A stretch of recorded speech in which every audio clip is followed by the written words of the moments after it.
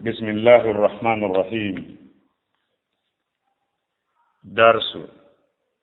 جينا بون عند دفتر الوجيز في فقه السنة والكتاب العزيز.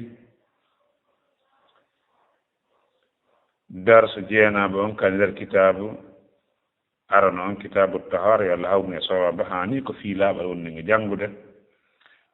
أو درس كفي غسغول وني ماكو السواك كفي غسغول en yewtay ɗo fi gosagol e nokkureji ka hana gosede no hani ka aade goso e sa'i ɗiɗin fof surtout noon ɗi alhaaliji ɗi wonɗi nge yimɓe ɗo ɓe holli assiwaku gosagol ko gosete ko piiji tati gosete ko gosete ko ñiiƴe ɗen e ɗengal ngal e ɗakkude ni no woodi yimɓe ɗuuɓɓe tawata ɗen ɓe ala ñiiƴe ɓe jaɓata gosagol ko gosorte kadi ko gosorkul ɗatukul ko ɗum gosortake gosordu barminayde yo wonti gosordu ɗatundu gosordu ɗatundu a gosorede donc ɓe holli assiwaku gosagol mustahabbun ko yiɗa ɗum fi kulli haali e kala alhaali wayata akkadu no tempi noon wayata no tempi noon istihbabu yiɗede gosagol ngol e ɗi piiji arayi ɗo no tentina nder ɗi piiji arani ɗo si on tigi waɗay gootu e ɗino haani moƴƴa ka o goso wiyatago si on tigi gosaki hare ko waɗi kon sella kono no haani ka on tigi goso ara noon ɗum eɗin endal wudu'i sanga salligagol ngol no gosee ɗon on tigi no mari gosordu gosos gosordu ala sanga on tigi wusɗi o sorkini o sanga wonɗo sooɗi o wuyɓo o ƴetta junngo makko honndu ɗum o yirgira ɗum ñiiƴe ɗen dalilu on an abi hurairata radiallahu anhu e gama abi hurayra qala wi qala rasulullahi sallllahu alayhi wa sallam nelaaɗo allah maaki lawla an ashuɗɗa si wonano fiwatami sappi ala ummati e hoore mofte an ɗen la amartuhum mi yamireno e bissiwaki gosagol ma al wudu'i wondude e salligi on nogo ma kulli wudu'i si wonano fiwo tan sappinan mofte am ɗen mi yamireno ɓe e jaasi nelaɗo yamiri haray ko woni ɗum haray waɗɗike ka en faama e nder ɗo si o yamirno en harayno waɗɗike kono o wi'i ko haade o farla ɗum e hoore nden ko fiwata sattan en salligagol kal ɗaɓɓugol gosordu ɗaɓɓa patima ɗaɓɓa sinja ma ɗaɓɓa malanga lawla an ashuɗɗa si wonano fiwata mi sattin ala ummate hoore mofte hanɗen la amartuhum mi yamirano bissiwaki gosagol ma al wudu e fe salligi on ɗimmun ɗum inda solade sanga juulugol sanga on tigi faala juulde hay si mo wondi e salligi hay si ɗo wondi e salligiɗo salligi noon sa faalama juulde no haani a gosoɗa surtout si tawi a tentina laaɓugol hunndum ko moƴƴa dalil mum an abi hurayrata eggama e abi hurayra radiallahu anhu an innabi sallllahu alayhi wa sallam eggude annabajo on qaala wi'i lawla an ashuɗɗa ala ummati si wonano fi kulol waɗami sattina e hoore mofte am ɗen la amartuhum bissiwaki mi yaɓireɗo ɓe gosagol inda kulli salati e kala e sanga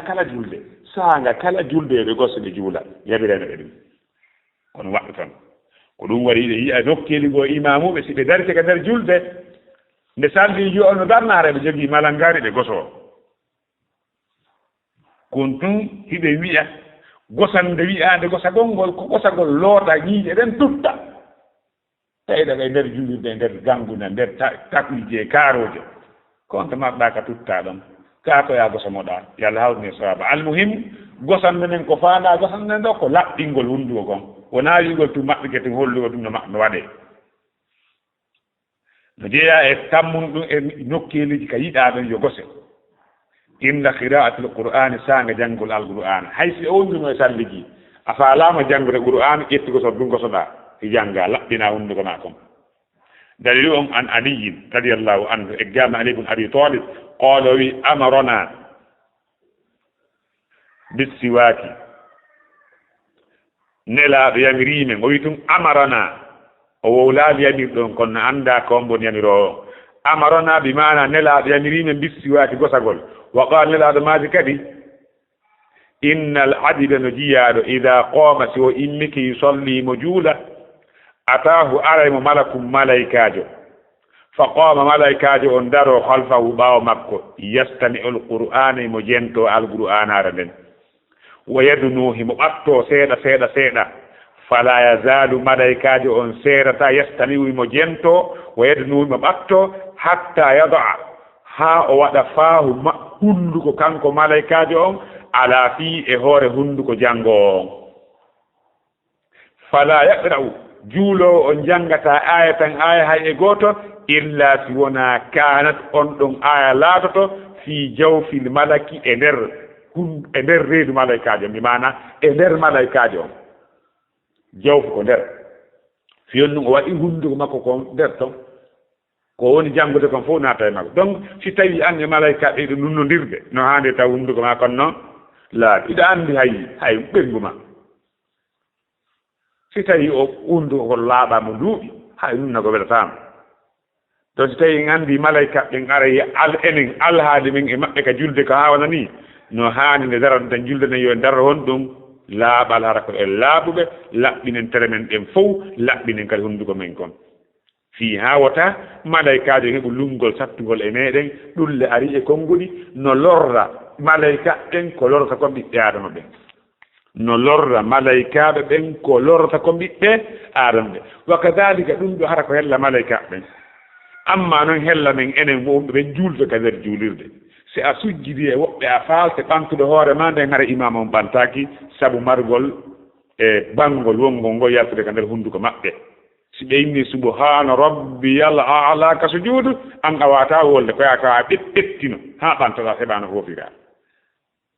sere lordugol ɓiɓɓe aadama ɓen laɓɓinen kunnduɗe men ɗen e saaji ɗin fof surtout si en fokkiti ka julde waɗen kadi parfen e meeɗen ɓe holli an ali e game aliya radiallahu anhu qoolo wi amarana nelaaɗo yamirima bissiwaati gosagol wa qool nelaaɗo maaki inna al abida no jiyaaɗo ida qooma si o immiki yusallimo juula ataahu aremo malakum malaykaajo fa qooma o daroo halfahu ɓaawo makko yastamiu alqur'ana mo jento alqur'ana wa yadu nuuhi mo ɓattoo fala yazalu kañum malaykaajo on o seerata yastami mo jento wo yadu nuuhi mo ɓattoo hatta yaɗa haa waɗa faaw hunnduko makko kon alaa fii e hoore hunnduko on ɗo janngude on fala yaqra'u janngoowo on janngata aya tan aya hay e gooto illa si wonaa kanat laatoto fii jawfil malaki e nder malaykaajo on nayi ɓon ɗum inde dukhulil bayti saanga naatugol ka suudu saanga iwtuɗen nokkugo hewtuɗen ka suudu fuɗɗoren taw hon ɗum gosagol si fijiden e sonnaaɓe men ɓen maafayɓe men ɓen laɓɓintino ɗen taw sabu ko sunna nelaaɗo sallallah sallam dani ɗum ɗon kadi anil miqdad e gama miqdad ibnu surayhi ɓiɓɓe surayhi on en anndi o miqdad na miqdad o yaɓawoɗa ɗum aswadi on an abi eggude e ɓen makko ɓoola o wi'i sa'altu aishata mi landike aishata qultu mi wi'i bi ayi shay'in ko honndun e huunde kana laatino yabda'u no fuɗɗorayno annabiyu annabaajo on sallallah sallama ida dakhala baytahu si o naatiga suudu makko premier chose kono no fuɗɗorayno ɓoolata o wi bissiwaati o gosagol si o hewtitiino taw ko fuɗɗorta ko won ɗum ko gosagol haa fiiwota ko luuɓi iwru hella makko hewta ɓenguure makko nden ko ɗum waɗi nawnonelaaɗo ko suudu galle makko ko haa ɗon ko laaɓe ko laɓa e ko foti e weldigal e jiggol c'est pourquoi gooto yiɗaa lorra e tawi goɗɗo woni nde o ɓattii ɓenngu makko o ko lorra ma nde ɓenngu makko ɓattimo ko lorra ngaygu sora e jooni wonki yiɗaa soñjaa premier chose sa hewtitii taw fuɗɗortaa gosagol surtout woɓɓe arno iwti saare ma no golle ka weertinoo no ƴakka tan ko ƴakkii o hunnduko kon no waɗi suudu honti hewtii waɗa huɗɗor hon ɗum gosagol ɓe holli jaabon ɗum e ɗin ɗon inda qiyami min allayli saanga immagol jemma si on tigi immika jemma no faala immiti ka ɗoygol jemma no faala naafugol jemma yo on tigi waɗa hon ɗum yo goso taw an hudayfata e gama hudayfa radiallahu anhu قالوا كان رسول الله صلى الله عليه وسلم لا تنلا دالهم إذا قام سو إنك ليتهجد في أتن نافقول جمع يشوش فاه ويرجر هندك مككم بالسواك بصوره لا دين منك نافقول جمع يرجر أنه كرم يوم هندو غصور غصو يسال لغونون بنانغ جولغول ɗum ɗo no haani wona wiirude en noon ka janngol alqur'ana ɗa c'est pourquoi juulugo ko janngol alqur'ana ɓe holli an hudayfata qala wi kana rasulullah sallam ida qama so innike liyatahajjada wa min alleyli fatahajjad bihi nafilatan laka liyatahajjada fiyo tot yamirore allah nden